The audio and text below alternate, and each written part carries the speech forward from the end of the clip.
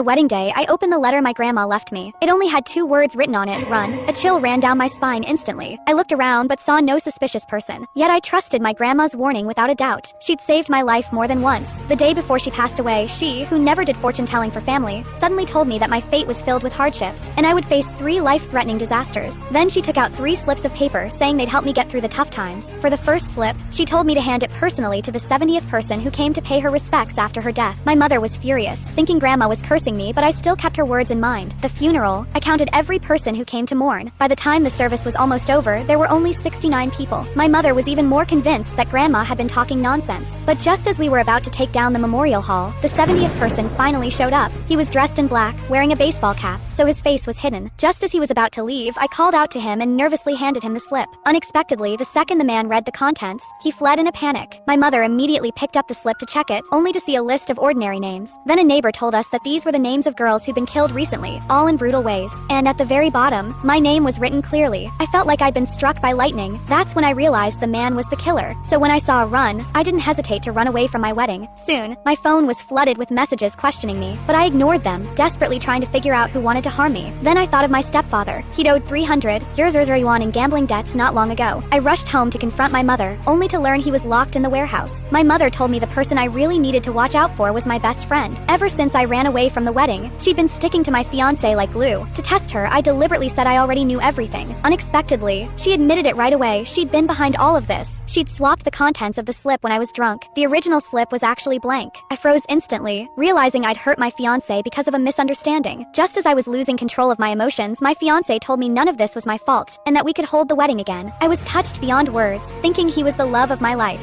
So I took him back to my hometown, wanting him to pay his respects to grandma. But to my surprise, he, who had never been to my home before, actually knew that the door lock of my house had broken recently.